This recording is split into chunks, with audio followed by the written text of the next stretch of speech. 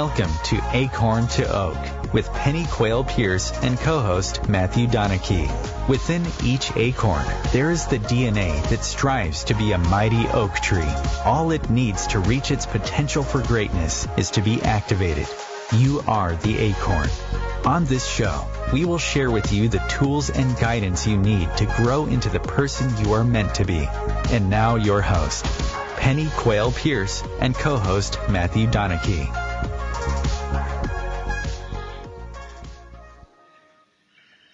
Hi, good afternoon. This is Pennie Quaile-Pearce coming from the United Kingdom. So hello to everybody all over the world. And I'll also pass over to our co-host, Matthew, so he can say hello too. Good afternoon to everybody listening. My name's Matthew Donnachie, currently residing in the UK too. So we're really excited to join you on this new radio show. We had a little bit of a problem with the US daylight saving time last week, so we do apologise for that. But obviously we're quite some time behind you in the States, but it's 8 o'clock in the UK in the evening, so it's really good just to kick off. Anything you would like to say, Matthew? No, I think we'll go straight ahead into what we were going to discuss for this afternoon. Sounds good to me. So basically, Acorn to Oak is a training group, and obviously we had a really nice promo at the beginning talking about going from an acorn to an oak tree. So Acorn to Oak is about helping people realise their greatest potential in many different ways. So what we were going to discuss, I'm saying this evening, Matthew's going to say this afternoon, so we're just trying to confuse you. So what we're going to discuss this evening is very much the importance of establishing a good energetic routine. So what do we mean when we're talking about energetics? One, very much, going back to Einstein, E equals mc squared. Everything is about energy. And if we get the energy right, then we can get our authentic selves right. So how do we start doing that? And it's about beginning to realise that we are much bigger than this just physical container. We're much bigger than the thoughts that we think. We're much bigger than the emotions that we feel. We are enormous energetic beings who have limitless potential. But how do we remind ourselves of that when we're living in our everyday lives? How can we possibly connect? I talk about two states of being. One of the states of being is being connected.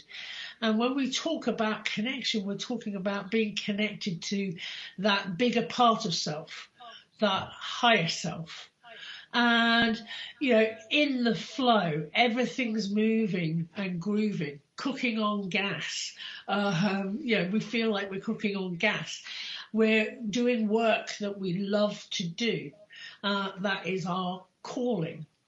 And, we're in the groove and we are centered within our authentic being.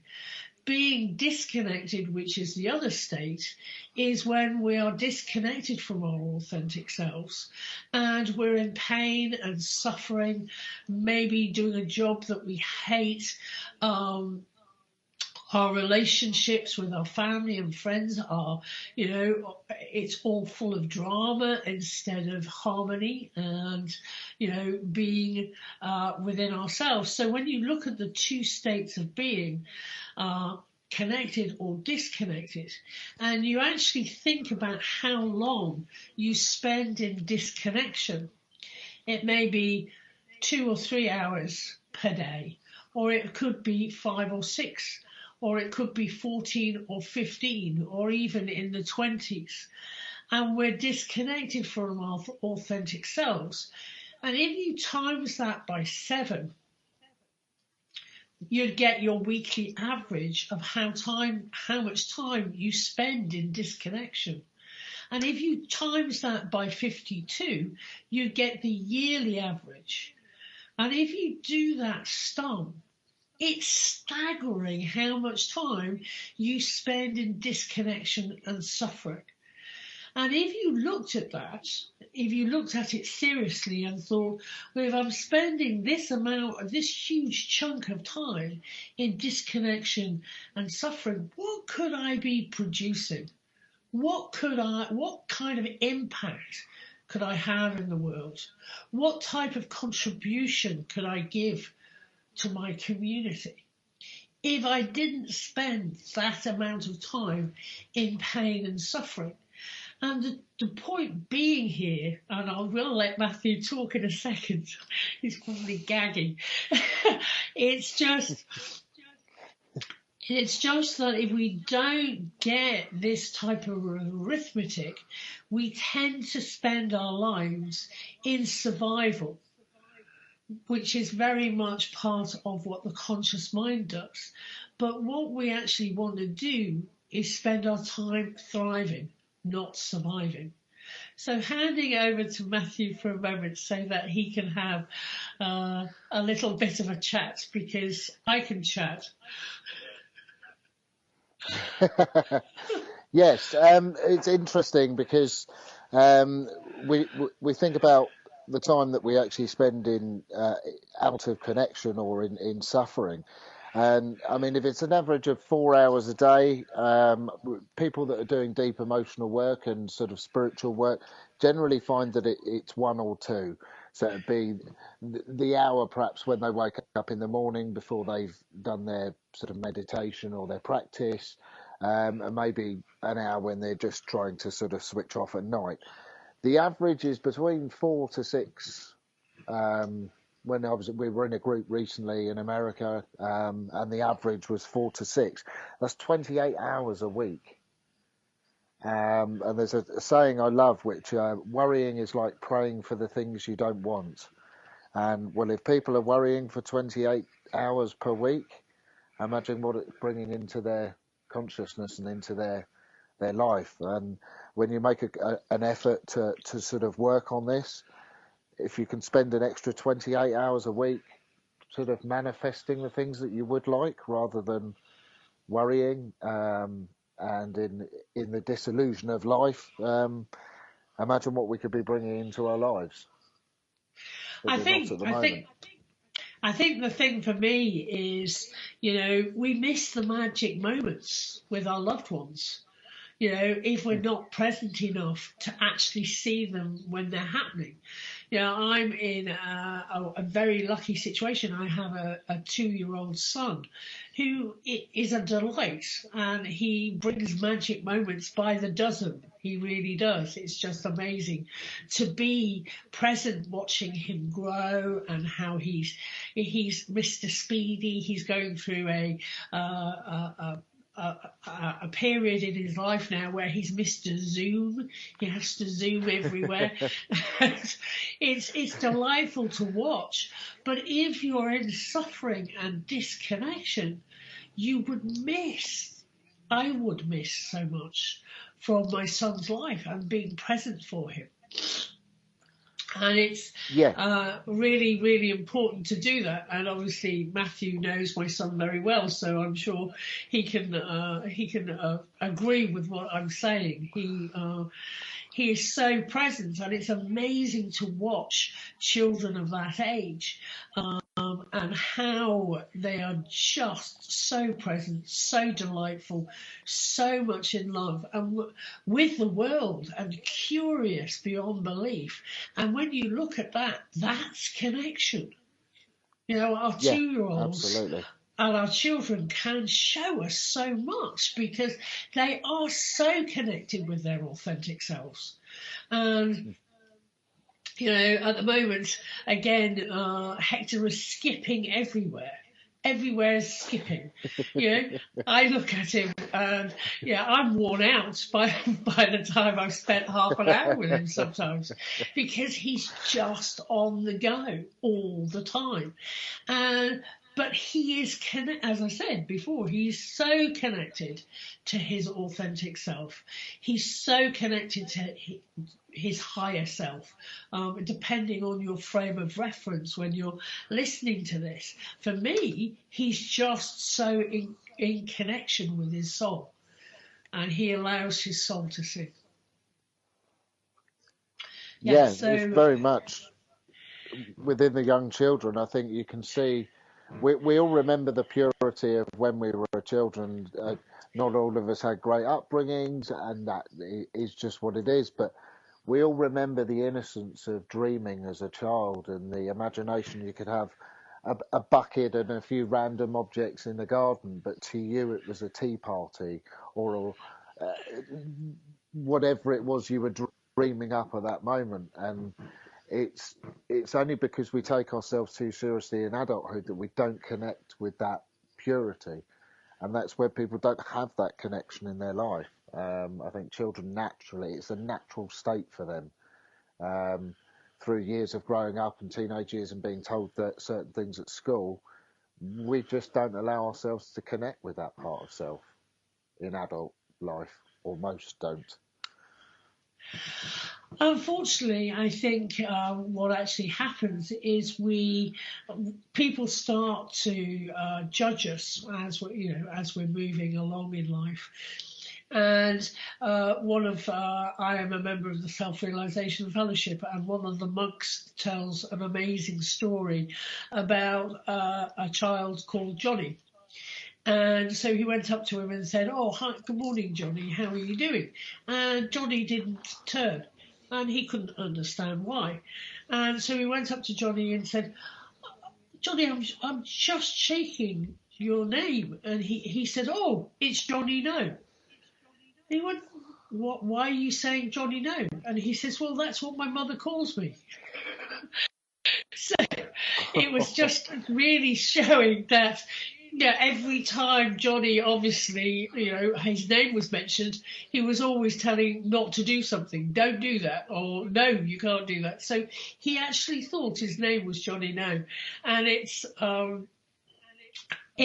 funny when we talk about it here, but it's not really funny when you think of that layer of suppression that we're laying on our children when we say things unthinkingly.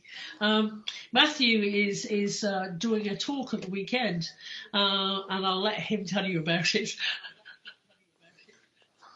Yeah, so I've been organising a talk at a wellness day in England, and the subject is how we hypnotise our children. And it's amazing how many people I've spoken to in the last couple of days who have children who have said, "Well, that's a strange talk. What do you mean?" But it's very much about taking yourself back to your childhood. What did your parents tell you? One of mine was, sort of, money doesn't grow on trees. You need to look after your money. So my family would sort of squirrel money away, and that was their way of doing things. And there's lots of things. A lot of people say that money doesn't come easily. If you don't get good grades, then you'll never do well in life. And these are just projections of parents onto their children that were told something once, whether it be a parent or teacher, and for whatever reason they've taken that view on, they've taken that as gospel. And what we don't realise is when someone tells us something, if we hear it enough, our brain will actually, or we will believe it to be true. So if it's money doesn't come easily, you may find that all through your life you struggled for money, whereas others, money's just flowed to them freely.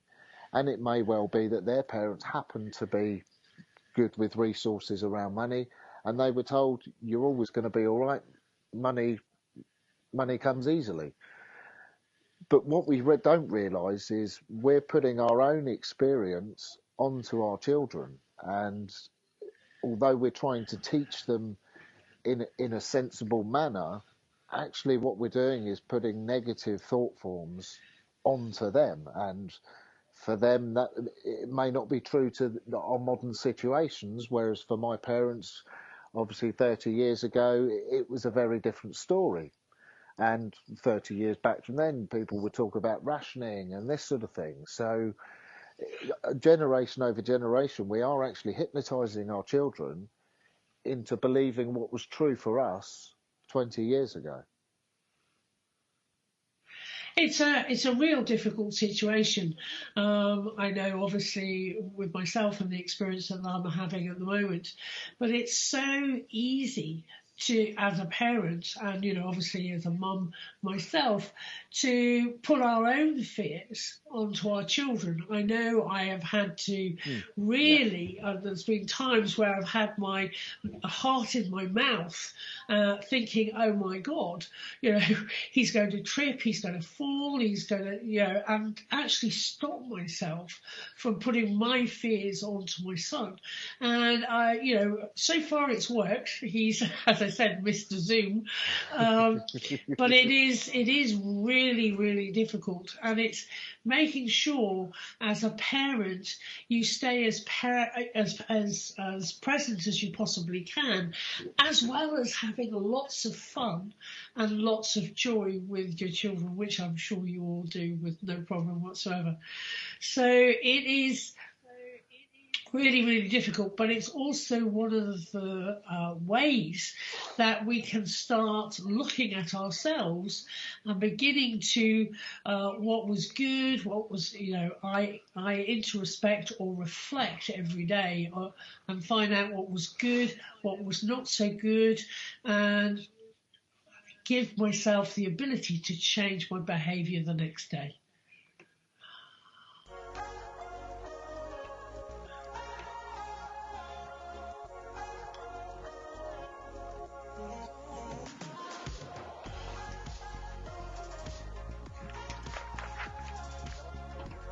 Thank you. Right, so we're just going to go to a quick ad break, and we shall see you on the other side.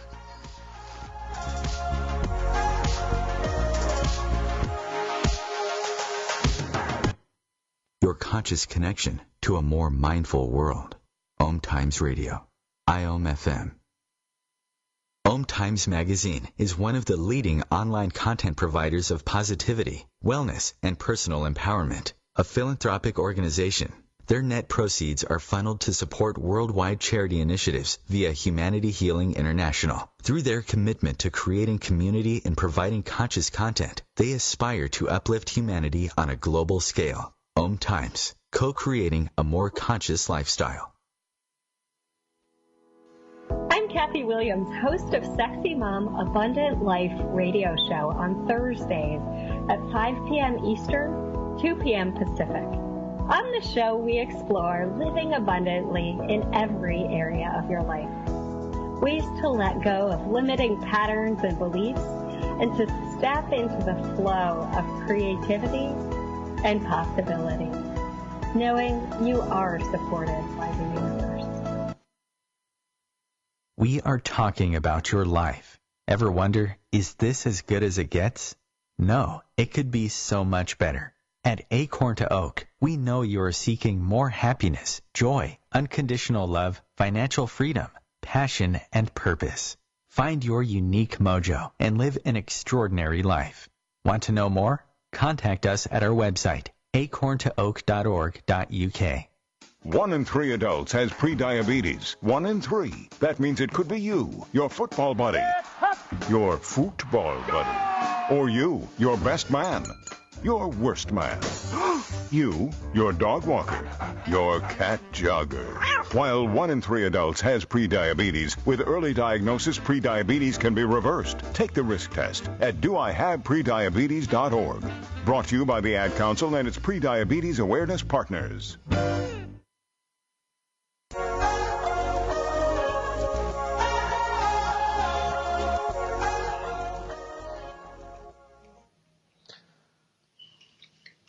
So we're back. Hi, the commercial break's finished, and we're talking about, just before we left, we were talking about how we hypnotise our children, and actually looking and realising that staying present and maybe doing a little bit of reflection of how your day went, what was good about it, what was not so good about it, what would you change next time, and what have you learned from the day.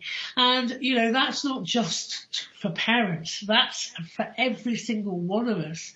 Living a life, and a more spiritual life, is actually looking at and checking in on a daily basis of how it's going. Some days go absolutely swimmingly, and I'm sure we're all in the flow and we feel like we're cooking on gas. And then some days we get up and it just seems to stack. The suffering or the disconnection seems to stack up. We could be going down the road or getting into our car and we trip over, or, we start the car and we're trying to drive out and we miss a car just slightly, and it just seems to go, it snowballs. It's the snowball effect of how, one thing leads to another. We come in and there's no coffee left in the machine, or our boss says a real one-liner to us as we arrive, or Matthew is a builder. He may hit his thumb with a hammer. I'm sure that happens sometimes, doesn't it, Matthew? Yes, absolutely. Sometimes with alarming regularity. And I think it is one small thing in the morning. I hear a lot of people say within the first hour of waking up, they know if they're going to have a good day or not, because one little thing in the morning could almost seem like something that's personified by the afternoon. And what we don't realise is just in that one moment that something didn't necessarily go our way in the morning, we can choose to reconnect with our emotional state and actually take a breath, take a second, reflect on it. What happened? Right, I hit my thumb. Okay, what do I need to get right here, right now? And it's probably that I was rushing, and so I'm rushing to get too much work done. So in that moment, you go unpresent and you don't strike the nail where you should. And this can happen, like you say, the snowball effect. You can be mildly upset in the morning because you've stubbed your toe or hit your thumb or whatever it is. But by the morning, you're in a state of almost pure anger and unable to cope with what's up next, because you haven't addressed what happened in the morning. So it's looking at sometimes, very much in the morning, it's spending 5 or 10 minutes, if you're new to this, just looking and sending high vibrational thoughts to the rest of your day. Some of you may have had training in Reiki or other techniques or meditation. It's just spending that 5 to 10 minutes looking at your day, just sending really high vibrational, nice thoughts to the day. Thinking, if you've got that commute to work, actually the commute is going to be real easy. It's, it may be there's traffic on the road, but you're going to feel really comfortable and at peace whilst you're doing that commute. Maybe you get a train. Or if you're like me, you're really, really lucky, because my office is in my house, so I just walk along the corridor. So whatever it be, but as I'm walking along that corridor, what I'm doing is I'm leaving Pennie the mum, Pennie the wife, in the main part of the house. And as I step through the door of my office, I become Pennie, the CEO of Acorn to Oak. And it's really important to be able to do that and realize that, yes, we have different roles in our lives, and we need to actually maybe just leave the mum who sorts out dribbling noses and, wipes faces, etc., behind, so that I can actually then step up to the role of being a CEO. It's again, making that time. I maybe in a very spiritual way, I'm very selfish, because I make sure that I have a good half an hour to an hour before I start work, so that I can, change roles and get in touch with my authentic self before I start dealing with other people. So, Matthew, did you have any special routine that you have? Well, yeah, I mean, we do. I do what I call healing sounds in the shower, and it's a Hawaiian huna technique. Excuse me, put the tongue back in. Which is, it's concentrating on different organs in the body and different emotions, and using different sounds to push them out. So it's making you aware of all parts of your body and different emotions. So it's good just to connect with your emotional self. I'm a Reiki master teacher, so energetically I'll ground, connect, and put layers of protection up. Within that, is like an intention. So I intend that energy flows throughout my day. Everything goes well for my highest will and good, and everybody else's. I'm not wishing for myself to have a great day on anybody else's expense. So it's putting intentions into different exercises in the morning, and I find that really helps me to just take time to slow things down. We have the thing in the morning where it's like, we've got to be up, we've got to do this, that, and the other, and we've got 100 things to do, and we don't just give ourselves that 5 or 10 minutes just to connect and set an intention for the day. When intention goes, energy flows. So for me, it just helps me map out my day.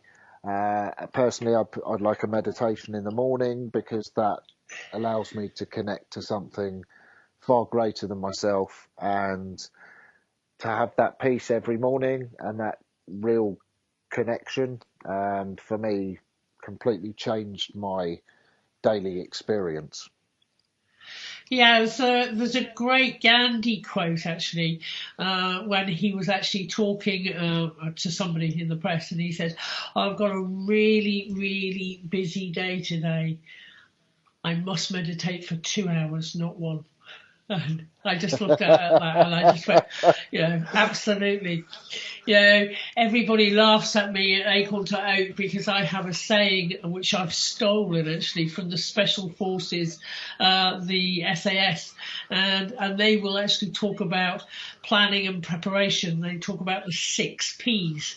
So they talk about planning and preparation prevent piss poor performance.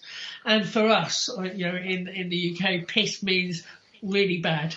So it's piss poor performance. So I take on board that, and I must admit I live it, because on a day-to-day basis, because you can I plan, and I do plan. I'm actually very right-brained, but the left brain deals with the planning side, and I know that if I plan, I can cover all bases, and that then makes me relax, and I can let it go, and I'm in the flow. But I do like to plan things, and everybody at Acorn to Oak thinks that's hilarious. Because, I'm not, as I said, I am not left-brained, but that's the one left-brained task I do. So it's really important, as I was saying, for me having that saying in my life is what allows me to be present on a moment-to-moment level. You know, if I know that I've got the food and everything sorted out for Hector, what it allows me to do then is to get on the floor and have adventures with my son. You know, with, as I said, with imagination, and we use creative visualizations. And yesterday, it's been a really nice period of weather in the UK. By the way, in the UK, we're obsessed with the weather, so I'll just let you in on that secret. But it was a really nice day. So we outside, and Hector was crawling with me. I gave him his own gardening tools. I was doing some gardening, and we were looking at bugs, and we had a really great experience with a busy bee, and we made up a song about this busy bee. And my husband, who's off for a couple of days, getting his last days of holiday in before the new financial year, was just looking at me and shaking his head and laughing and just saying, "You two are just having so much fun. Can I join in?" And I went, "Yes, you're welcome." So all three of us were sitting there singing songs, looking at bugs and all sorts of different stuff. And, you know, my husband has no problem getting in touch with his own inner child. He really enjoys his time with his son too. So, you know, I'm sure you have many experiences like that, Matthew, with your own nephews and nieces, where they just so absolutely. I often find myself, and it leads us on to the next bit, which is really quite good, but I often find myself at soft play with my niece and nephew. Now, it's not a case of can I keep up with them, it's can they keep up with me. The first time we went, I think their jaws dropped to the floor when they thought, oh, we're going to have to chase him, because I was in there. I was swinging from the ropes, I was throwing myself into the ball pit, I was climbing things. It's a case of, if I'm going to spend days time with the kids, I'm going to be a big kid myself. Like, why should I deny myself the joy? And you get two types of parents there, and one's they're enjoying themselves, and you look at them and it's like, who's having more fun, us or the kids? And the answer's usually us. And you get the ones that look at you as if you're crazy. Like, what are you doing? How could he do that? And it's interesting. You can almost see their own judgments on themselves when they're looking at you, and it's like, why can some adults engage like that and other adults can't? And I think for me, what it is for me is it's the emotional work I've done. It's the deep emotional work with Pennie and Acorn to Oak that I've done that has allowed me to clear out my emotional baggage and connect with my inner child that I'd suppressed for so many years, because I was told that you should be an adult and you've got to be grown up and children should be seen and not heard. So again, some of that sort of being hypnotized as a child, and also the emotional baggage. I've always been quite into fitness, so yes, you get a good rush from that and you feel good. Nourishing your body, you get obviously good nourishment, you feel physically fit. But on the emotional side, there's a lot of people, we completely miss that side of it. But that's the real key part for me that's allowed me to connect to that part of myself that has an inner child and does want to skip and run through a meadow and doesn't care what anybody thinks about it, because I'm having so much fun. I think one of the most wonderful experiences I had in my life is we run a retreat, and it's called the Wild Women, and it's about getting in touch with feminine power and all sorts of different stuff. And yeah, all the guys in Acorn to Oak want to come on Wild Women because they think it's going to be great. And we had there were probably about 15 or 16 women, and there was a hill at the venue that we were using. And their challenge for the afternoon was to roll down the hill as many times as they possibly could.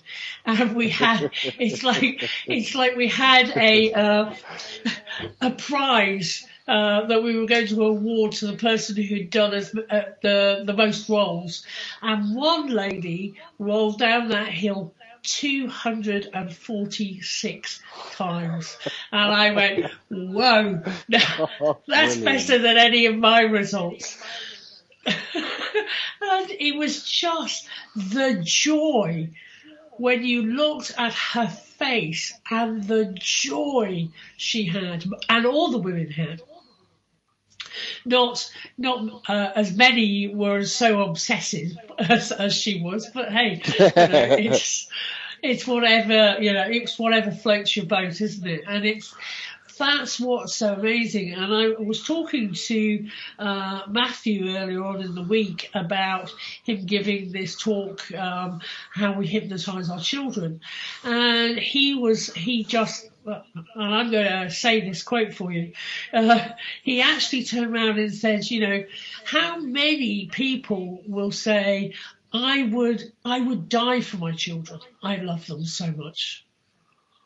And I would invite you to do the opposite. And not die for them, but live for them. Be present with them. And that also means your own inner self, your own inner child, as Matthew was beginning to talk about. We forget that there's a little person in there. And if we haven't taken care of that little person, if we haven't grown them up, they will become resentful and start kicking off, and our behaviour will suffer accordingly.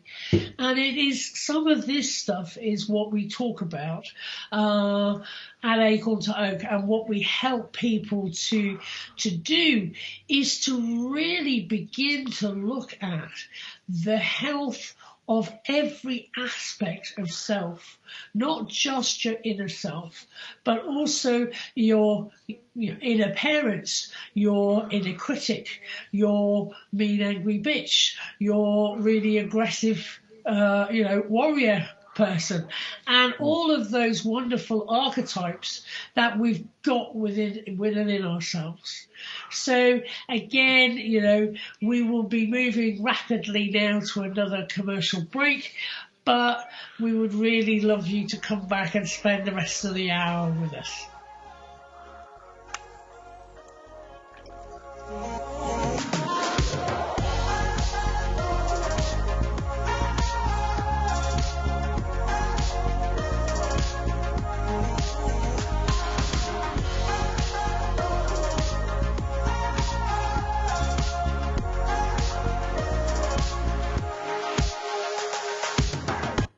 A conscious lifestyle for a mindful life. OMTimes Radio.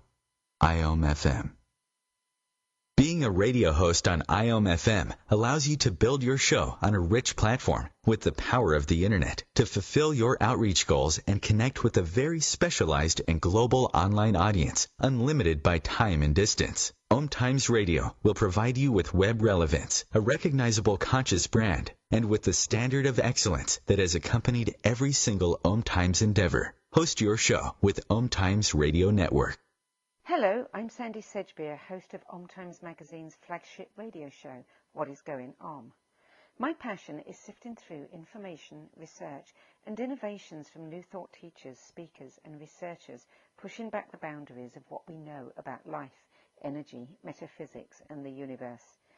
I love shifting perceptions about who we are, why we're here, and how quickly impossible becomes normal when we open our minds, expand our awareness, and accept that the only limits that exist are those we place upon ourselves. So if you're the kind of forward-thinking, eager investigator of what lies beyond the current reality that most perceive, why not make a date to come play with me in the field of possibilities at 4 p.m. Pacific Time, 7 p.m. Eastern Time every Thursday, and together we can discover what's really going on. We are talking about your life. Ever wonder, is this as good as it gets?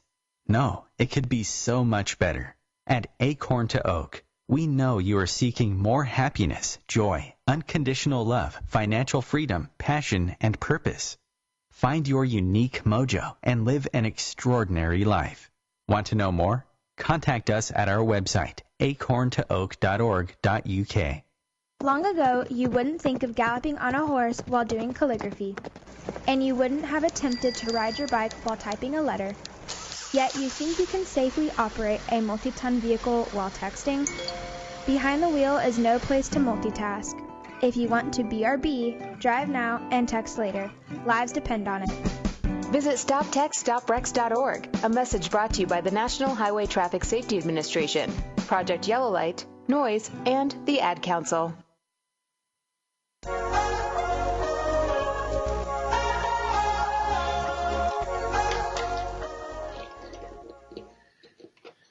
Hi, so we're back. Hello. So again, we've been talking about how we hypnotize our children. We've been talking also about our own self, and how we need to start looking at ourselves as the final frontier. You know, obviously in America they were always interested in the 1800s of the frontier, and I think the final frontier for humanity right here, right now, is actually going within. And if you don't go within and find out what is housed in this amazing bodysuit that you're wearing, it's if we don't look in, then we will go without. We will not have the experiences that we're truly entitled to have in this lifetime. You know, we're amazing, energetic beings, which we forget. We forget that we are limitless. We forget that we are ever powerful. In disempowering ourselves and becoming disconnected and losing that connection to God, the universe, whatever your frame of reference is when we lose that connection, we lose all of the juiciness that our lives can actually give us and we can experience. You know, we live very, very limited lives if we're disconnected. We don't see the beauty of the sunrise. We don't smell the flowers. We don't go on have ridiculous hilarity watching the natural world. You know, watching some of the animals and the antics that they get up to. I live by the coast in the UK, and again this afternoon I was reminded of that as there were two seagulls fighting overhead, and it was all over. They'd obviously stolen some potato chips from the coast, and it was all over potato chips. And actually what landed, and my dog ate them, was they dropped them and they landed on the decking we've got outside, and my dog just took the opportunity to go and steal them. It was really quite hilarious to watch, but it's allowing yourself to see how funny life is. We have a tendency to take ourselves way, way, way too seriously. And we miss the fun. We miss the laughter. We miss the joy. So, again, one of the reasons that Matthew and I got together to do this radio show is we both have a lunatic sense of humour. Very English, I'm afraid. Absolutely. We certainly don't do things by halves. We like fast, effective methods, which is very much how we met with the breathwork side of things. So, yes, I think it's been a really great journey, and Matthew and I actually flew to Orlando a couple of weeks ago to do a seminar training over there, and it was a real delight.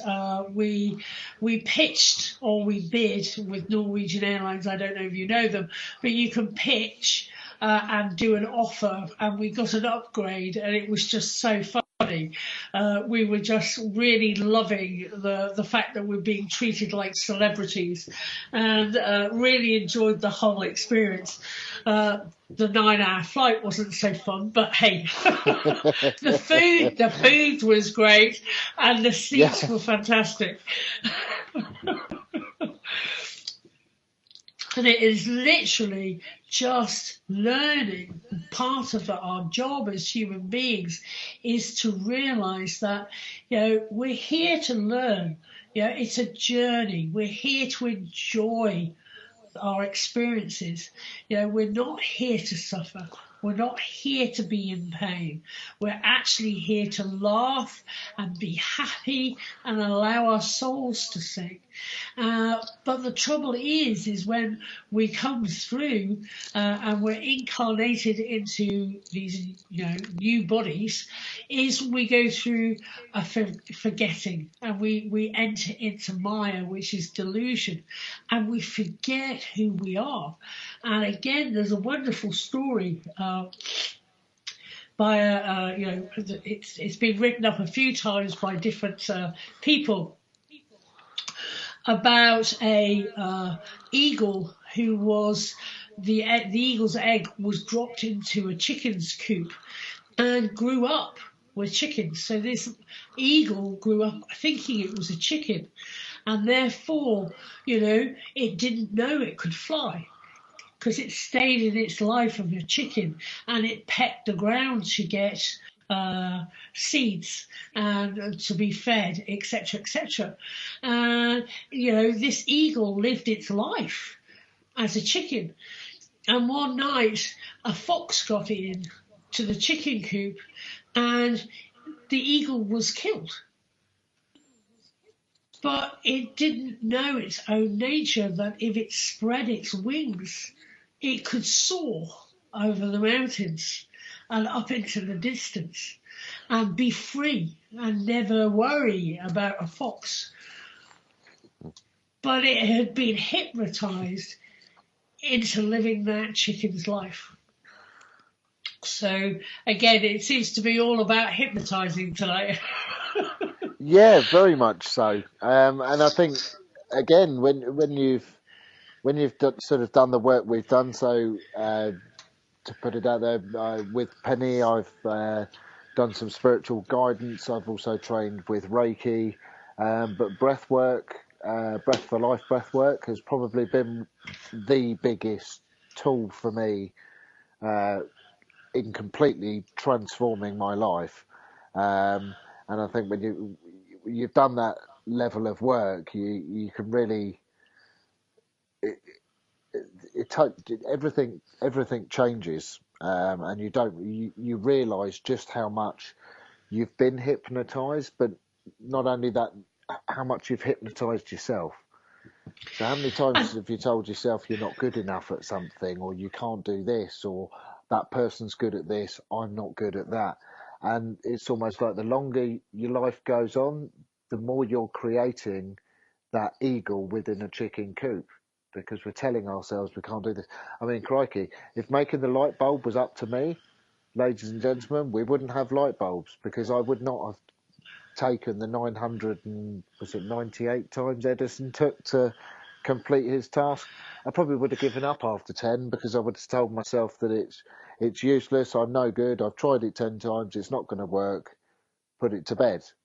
So fortunately I wasn't responsible for that, and Edison was, and he tried a lot more times than I did. But I think that's how we do hypnotise ourselves within our own lives. It's really amazing. It's amazing how, again, a great friend of mine, Christina Thomas Fraser, who was the head of the Inner Light Institute, her husband Cam, who unfortunately is not on planet anymore,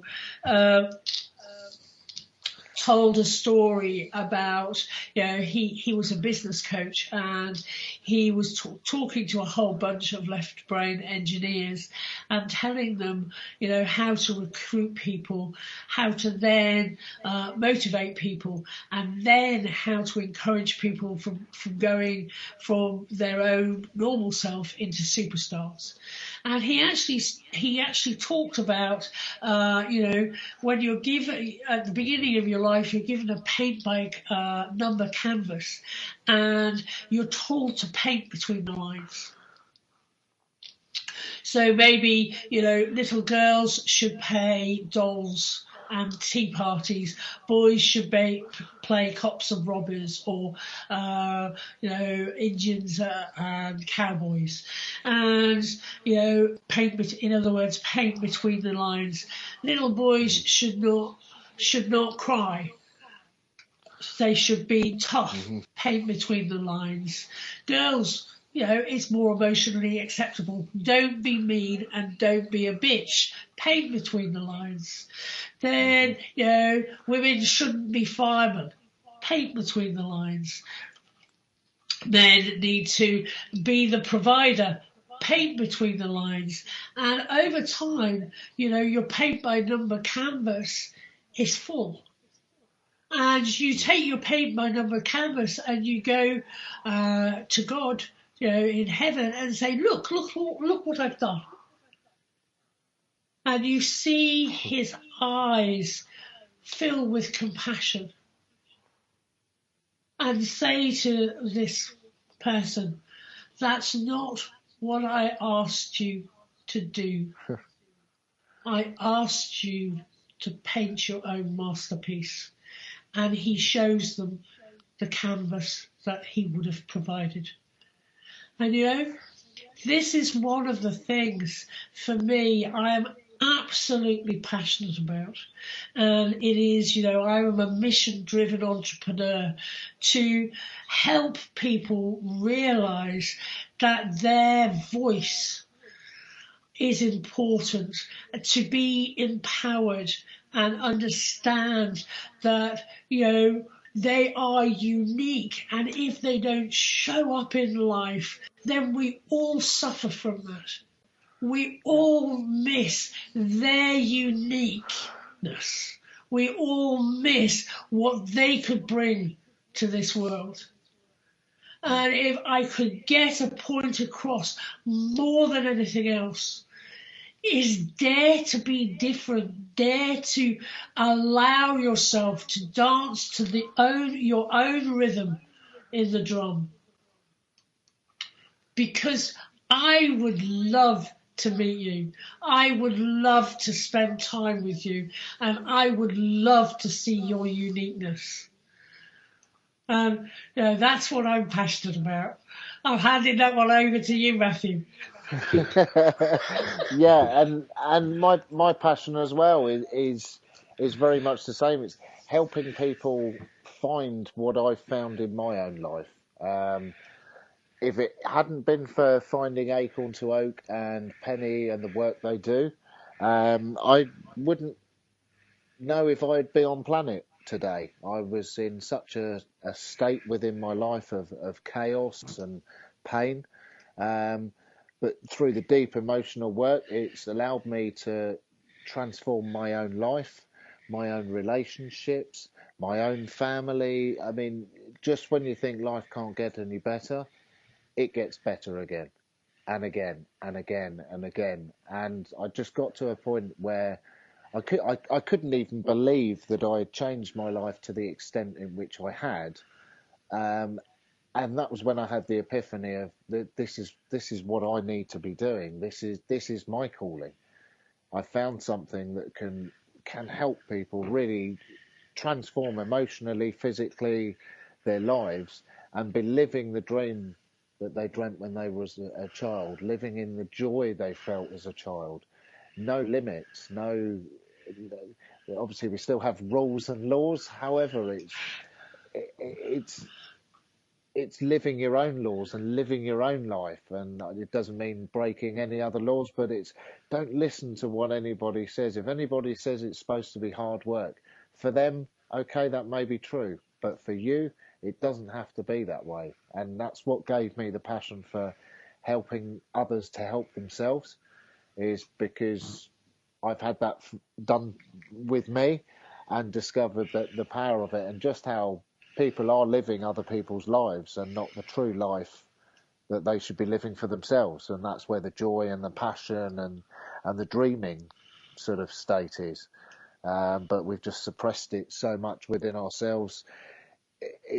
Daily life is a daily grind. We're here to work, and half the people don't get the career they dreamed of, and so therefore their life just becomes something which actually they don't really want to engage with, because it's not how they dreamt it, or it's not how it's supposed to be. They feel like life's against them, and actually that can feel true sometimes, but actually it's not the truth. And you can live a life full of joy and have all the models of health and happiness. So that's where my passion is helping others. It's great when people get passionate, you can really feel it. And you know, we're moving now quite quickly to the end of the show, so I want to just remind you that, you know, put in some daily 5-10 minutes in the morning where you can just sit quietly and imagine your day. Remember that, you know, visualizing your day is what's really going to help. You're just rehearsing the future.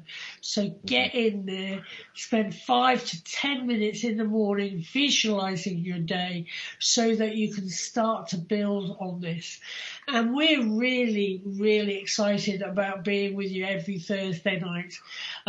So we're looking forward to the next program. Take care and have a good week.